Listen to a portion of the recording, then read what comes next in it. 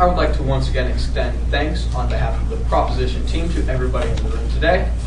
Before I get into my case, I would like to make one address that to the change in the judging criteria presented by the opposition team during their second speech.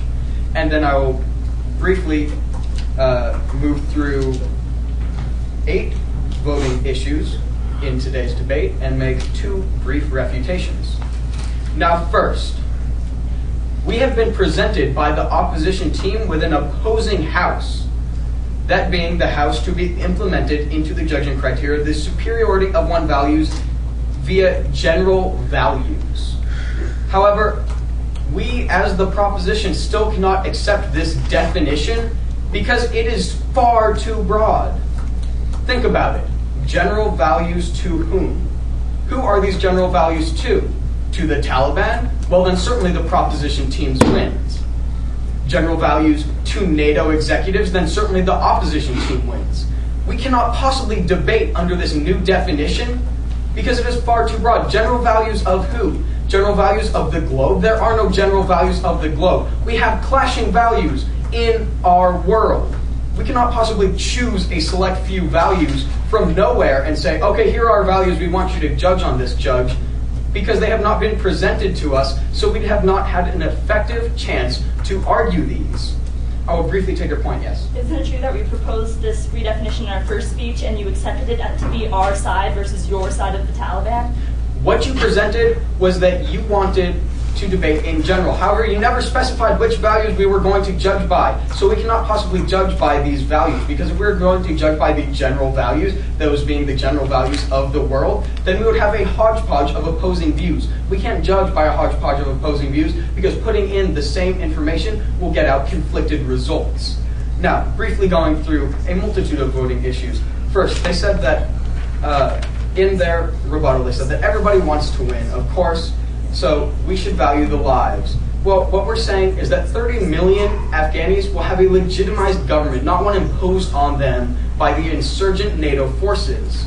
Second, they said that this will cause hostility. However, we are willing for there to be hostility if we can declare our sovereignty in this world, if we can declare ourselves as a nation capable of governing itself.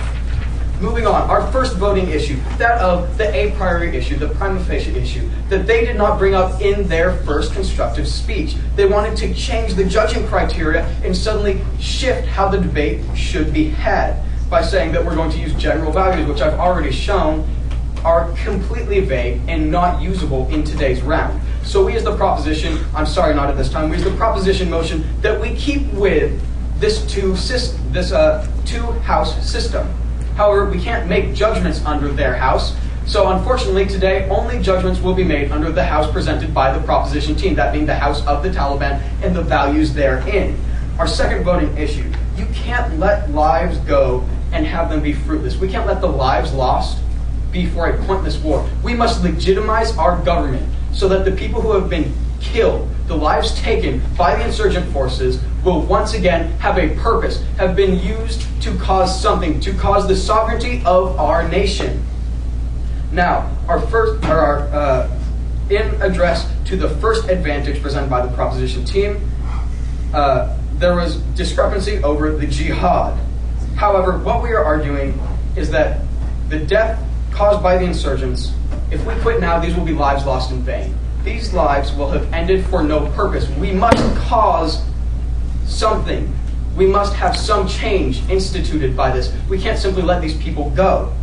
In address to the second advantage represented by the proposition team, we want to destabilize our oppressors. They haven't quite understood this. Our fact that we brought up was proof that we can institute a change if we keep on with this war. In address to the third advantage, we will boost the view of the Talibani power, our ability in this world to handle ourselves and our own issues. In address to the fourth advantage, is it our fault that NATO invades? They say that it is our own fault that this war is still happening, that lives are still being lost. No, it is not our fault that NATO has invaded us, so we must push them out. We must once again regain control. In address to the fifth advantage, 20 years ago, the Taliban wasn't different, the United States wasn't different. We were able to put aside our differences and work together.